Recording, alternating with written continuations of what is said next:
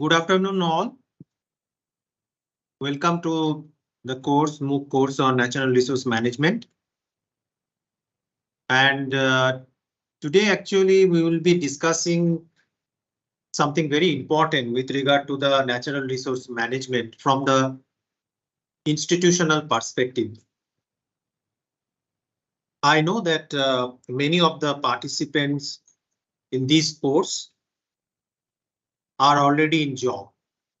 Some of them are working for development organizations. Some of them are working in different kind of national or international research organizations. So for them, I think that today what actually I'm going to discuss will be very important. Important from the viewpoint of practice on the field. So we will be discussing the various institutional practices to scale up watershed management research. By now, in the last couple of weeks, I understand, I hope that you have gone through the videos for basics natural resource management concept and theory. And they are on different aspects of natural resource management. One of the most important tool for natural resource management is watershed management. So how actually in the field level we can scale up this watershed management research. This is a huge topic actually, and most of the practices on the ground for the natural resource management being taken care of by watershed management. When we talk about watershed management, in one of the videos in this particular MOOC program, you will find that we have discussed about various aspects of watershed management. Here today, what actually I am going to discuss with you is how actually we can scale these approaches that we apply at the watershed level. I'm sharing today with you. This is a very good and useful report, which many people refer to, which talks about the various methodologies that are being used at the watershed level research. So if you see that the scaling up issues of watershed management research these days are critically important. So what I am going to do is that going to share with you this particular screen. As you see this figure, it actually talks about the vertical and the horizontal scaling up modalities in watershed management research. Right. If you see this figure very carefully, you will find that whenever we go, suppose in a watershed, you will find that there are various kind of activities are going on in any watershed at different level. And these all activities, they actually look at natural resources, natural resource management. They also look at people, the community living there, and also the institutions which are actually there located in that particular area. So when we talk about the horizontal scale up of watershed approach, we basically mean that increasing the area of coverage of various watershed activities. There are a lot of development activities carried on in watershed, as you know. And those could be, different kind of activity related to farm productivity, related to ecosystem, environment, health, family income, health, assets, total village development. So if suppose from one village you started, and then when you spread from one village to the next and the next and the next, so that means you are horizontally scaling up your activities which you are taking care of at the watershed level. Now there is also vertical scale up, as you see in this particular diagram. What does vertical scale up means? Vertical scale up means that institutional scale up means at the bottom level, we work with individual family, household in a village. Then that goes into a village, suppose development council, a group of people. And then from there it goes to district. From district it goes to various, department, state government, various organization. So these are the scale up. The scale up, as you see, that it starts happening from the family. From the individual family, it goes to community, then region, and then into national level. So this is the vertical scale up that actually, I am talking about. So your any effort at the watershed level, it could, that means, takes in two different scale. As I explained, one is the horizontal scale. That means when you increase or spread your effort from one village to the other, right side, left side, both sides horizontally. And the other scale up is the vertical scale up, where actually from the bottommost level, that is family, you go to community, then you go to region, and then to national level. So these are the two different type of scaling up of watershed research or activities can be carried out. And in the field of natural resources management, this scaling up is critically important. Why? Because any of our intervention at the watershed level, if we focus only for one family, one community, one village, then the overall development of that particular watershed or area is very, very difficult to achieve. So our target should be that our good effort that we are making on the ground, how fast we can actually do this scale up along the x-axis and also along the y-axis. All right. So now if you look at, while we plan this kind of, scaling up, there will be various challenges. And I think all of us are well aware of those challenges. Now, these challenges could be from the very beginning. Say you start your program, the watershed management practices, at a very pilot scale, very small scale, a very small scale initiative, right? Then you find that some of your initiatives which you are bringing in that particular watershed is actually giving good result. Or other way, it could provide you some information that because of certain reason, your initiative is not working. Both sides it is a learning. And this learning would be very, very useful while you manage for the scaling up processes. So managing the scaling up processes would be successful when you find answers to various, problems and the learnings from the ground. So the managing of scaling up processes, basically, having planning and implementation and monitoring and evaluation. These two very important, activity. So during the planning and implementing phase, you would make different kind of, decisions. You would also look at that what actually activity might work in your that particular area, which may not.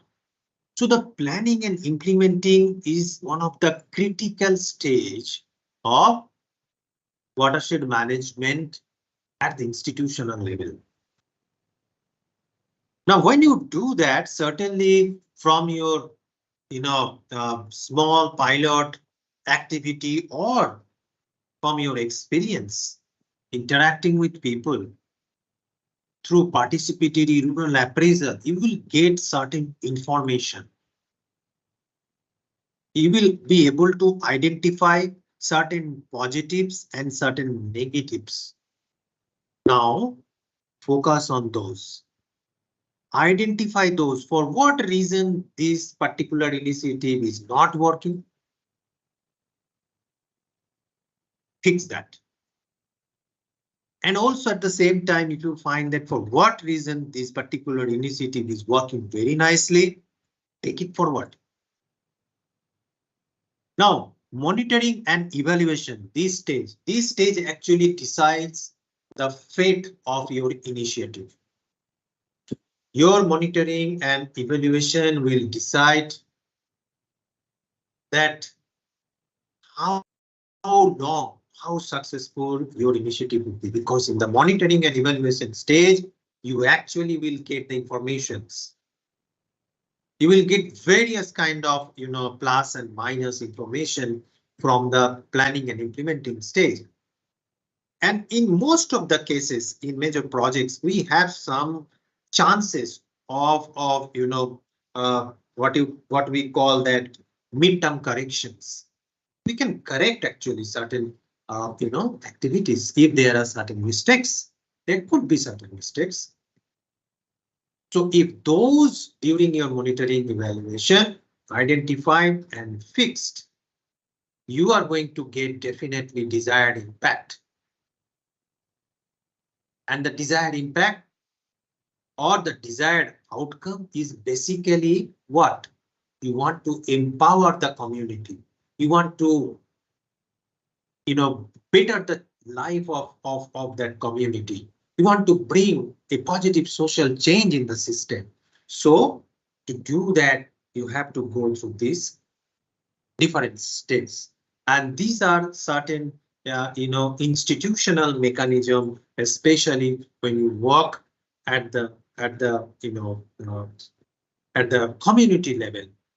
So you need to have this kind of understanding. Now, when we talk about the rural sector, the agro-rural sector, there are certain learnings from different kind of experiment taken care by different organization. And one of the example that here I would like to share with you is from CGIR, Consultative Group of International and Agriculture Research. They are one of the international bodies who are involved with various kind of agricultural research institutions. So what actually, according to them, are the principles for scaling up such this kind of activities at the ground level? So they have found, 5 major principles that can be, thought about, discussed about for scaling up your initiatives at the watershed level. In one of the videos in this MOOC course, as I said, you will find that we have talked about that how watershed management is actually very effective, because that is the one of the most effective administrative unit that where you can actually work very efficiently. Now, what are the 5 major principles that actually allows you for scaling up? Number 1 is partnership. Okay, partnership between community implementing agency, various line departments, NGOs, international organizations, anyone who have a common goal like yours. So partnership can actually have a catalytic role. It helps in networking and also, of course, some particular aspect. Suppose your team, implementing team, doesn't know about. So in case of partnership, you can actually fill that gap with others in the expertise. So the collaboration, the partnerships actually help each other, and ultimately the goal is to develop or improve the life of that area where you are working. So partnership is one principle. Second, financial sustainability. So financial sustainability means there has to be a constant source of livelihood. And to do that, you need to have production, good production, productivity, and market, and also accessibility. Third, management. Obviously, we in the different videos, you will find that how important is actually management is, and that's why this name of this course is also natural resources management. Smart, small, simple, and effective management is the key for successful natural resources management. Fourth, policy support. Without policy support, anything that you learn, anything that you understand, ultimately has to go into the policy level. Unless the policy is formulated, your understanding from the project, your learning from the ground cannot be brought into a actionable, system. So a enabling policy umbrella is the key for the success of your initiative. Finally, number 5, local capabilities. Local capabilities should be based on the existing local dynamics. Very, very important. Means in that area where you are working, you need to know the local dynamics in that particular area. Especially in country like us, it is very, very important to understand. Ultimately, you will be working with people. So the dynamics of the local people in that particular area, if we don't know, then it's very, very difficult to penetrate into that society and implement some of your good learnings. You want to help the people. But before that, you need to know that how is the dynamics, whether they would be able to accept the good thing, even what you are trying to give to them. So it is critically important that you understand the local dynamics, and that requires a lot of time. You need to spend in a particular area. You need to know the people, their culture, their aspiration, their expectations. So these are all critically important for successful implementations of certain initiatives. Here we are talking about natural resource management, but it could be for any other thing, even water management, different kind of practices. Suppose you want to bring in irrigation, different type of irrigation. You need to know the area, the people, the culture, the local dynamics, village to village, district to district. So if we know these 5 major principles, now these 5 major principles are also followed by more detailed approaches, various approaches, which actually one can follow to successfully implement the project. This is what it is telling me. What are those?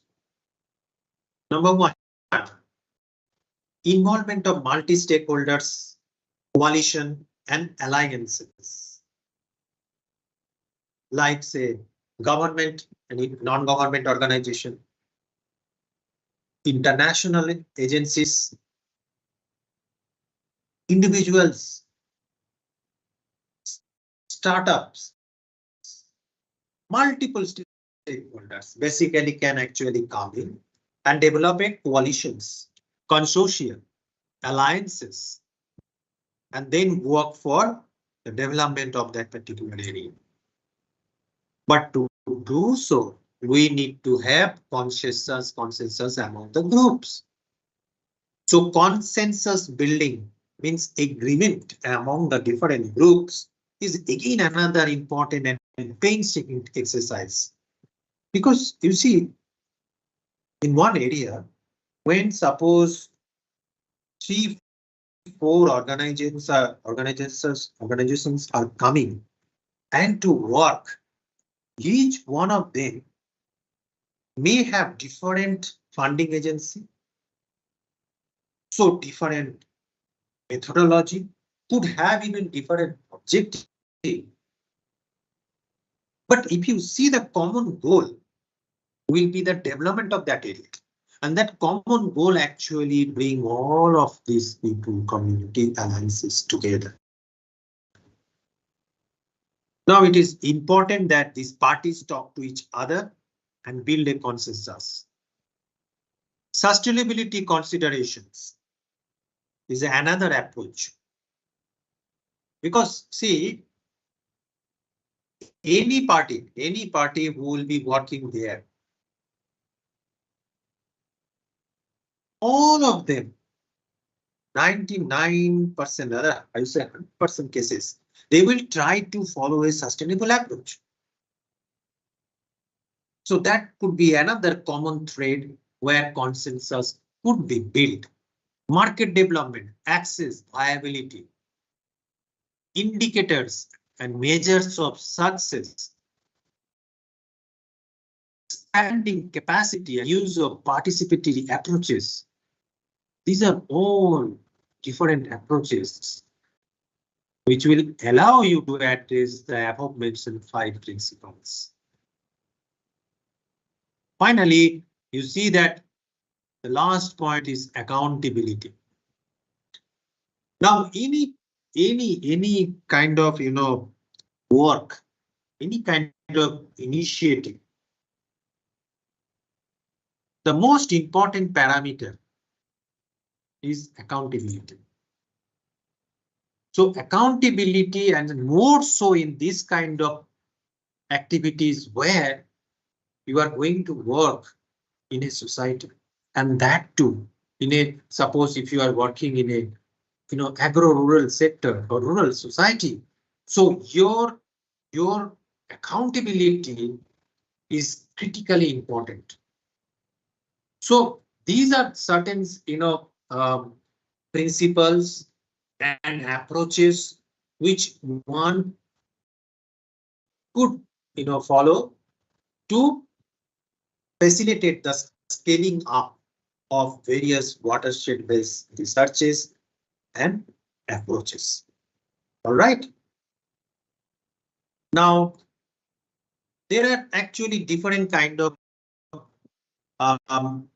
good practices are also identified by various researchers. So those actually can be seen or studied into different phases of a project. All of us, we know that when we go for any project, the project largely has 2 to 3 phases. One is pre-project or pre-implementation, before implementation, so we call it pre-project stage. The next is the implementation stage, and the last is the post-project. So these are the 3 critical stages, and in each stages there are various type of good practices which are observed, or which are thought to be important for scaling up watershed-based approaches, for scaling up natural resource management practices, or any other practices at the community level. So pre-project, there are certain practices, good practices and criteria which are listed here. I'm not going to read all this detail, but What you should know is that any project, there are three critical steps: pre-project, implementation, post-project. In each stage, there are certain good practices which are need to be noted and kept in mind while you go for implementation at the field level. That is what is the basic thing. Now, few challenges. If you go for this kind of projects, this kind of initiatives, which basically involve people, society, these are actually not very easy to do. Anyone among you who are attending these courses and has the experience of working with community would agree with me that when you go to the field, you find more challenges than success. But that is what we are aware of, because where there is challenges, there are also opportunities. And this is the part of the game in the field of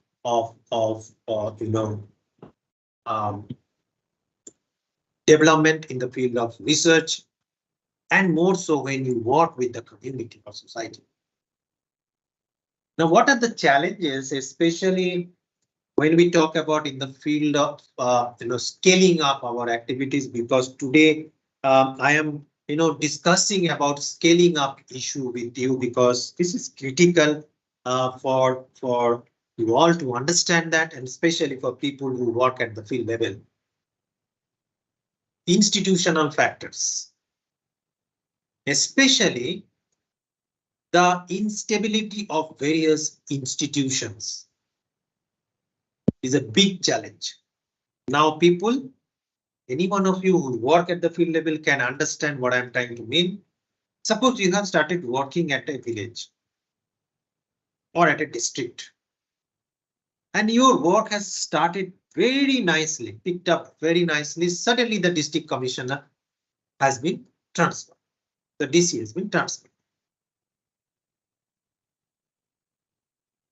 Or suppose that you are working on a project on, suppose, water harvesting structures. You are working very closely with the water department. Suddenly the critical person in that department with you have built a rapport, is transferred, gone. Now, those things actually would be a very, very significant challenge. We have to be ready for such challenges coming in front of us. Next, lack of appropriate local capacity. Majority of the time when you will go at the work at the agro-rural sector in our country, you will find that there are this particular challenge, lack of appropriate local capacity, is always there. And that is why that skill development, capacity building up has become so important these days. The third challenge is reluctance to change. You will find there will be a group of people. They would never like to change themselves. Whatever you do. So you have to carry on. You have to carry on your process, your system, your initiatives with them like that only. You keep trying if they at all change, but you will find this kind of group of people who are reluctant to change, particularly the replication of the projects or its scaling up, that really gets affected when the people in that particular area are reluctant to any kind of change. The next challenge could be lack of appropriate information. I would say that not only lack of appropriate information, but also the time of appropriate information coming to you. Sometime what happens is that you started a work, you need some information from one particular department or one particular organization. When you need it is not there, it is not coming. Then you start the activity. When almost about to you complete, then the information comes in. And then if you find that you have taken a right call, it's okay. But if you find that you have taken a wrong path, it is quite devastating. Next challenge, lack of knowledge about what is actionable at institutional level. Often what happens is that we are not fully aware of that at the institutional level, which particular aspect work in which manner. All right. So that lack of understanding sometimes could also hamper the project, the initiative that you are taking. There could be another challenge, limited amount of resources to invest in capacity building. Because as I said that, capacity building, skill development is one of the very, very important component. You have brought a new technology from research lab to the field. But to get the maximum benefit of that particular technology, you need a group of skilled people. Now, if you do not have that and you provide the technology, that technology becomes useless. That will remain there. Probably in paper, you can show that, yes, I have transferred this technology from lab to the field. But that technology had been never used by the people because we have not given them the knowledge to how to run or use that technology. We have given the technology, but not the know-how how to get the benefit from this technology. And for that, we need proper capacity building. So that's why I say that capacity building, skill development has become increasingly very important component, for any initiative, natural resource management, water management, or if you want to do any kind of say infrastructure development, road, transport, communication, anything. Finally, another challenge is external sources of uncertainty. And this uncertainty can come from market fluctuations, climate variability. These days, 30, 40 years back, probably not that much concern in the system. But today it has become critically important and actually pose a very, very strong challenge for this kind of scaling up of good initiative at the community. So the market fluctuations and climate variability is a big challenge. And that is where probably we need to bring in solutions like climate smart agriculture. And that could be one answer to this particular challenge, where people can be taught how to address not only adaptation or mitigation, but also adaptation, mitigation together along with sustainability issues. These three together, when you bring in, you actually bring in the climate smart agriculture concept into the picture. So the future actually in particularly in the field of agro-rural sector, community level activities, you will find that when you are facing the challenges of uncertainty, probably CSA or climate smart agriculture could become a very efficient tool to address this particular type of uncertainty. Okay, friend. So today I just thought of bringing this particular topic, and I hope that all of you are enjoying these various videos under these particular courses. Please follow them whenever you find time, and please do not miss in between, because the entire lectures series actually follow a certain flow order.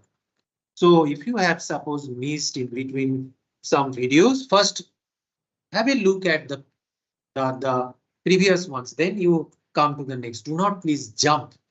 So accordingly, you will find that the assignments are also being built on the basis of those videos, which actually addresses different topics in a orderly manner. So I hope that that in the next live session we will be having more interactions, and some of you will come up with some queries, some observations. Like in the first live session, we had very good discussion with one of your core participants, especially on carbon crediting and other aspect. So I would like to encourage all of you that please attend the live session, because I think the live session is critically important, where together we can actually learn many things. And I hope that your assignments also you are doing it on time, and that check out that evaluation also, and try to perform well. My best wishes to all of you. Thank you. Thank you very much.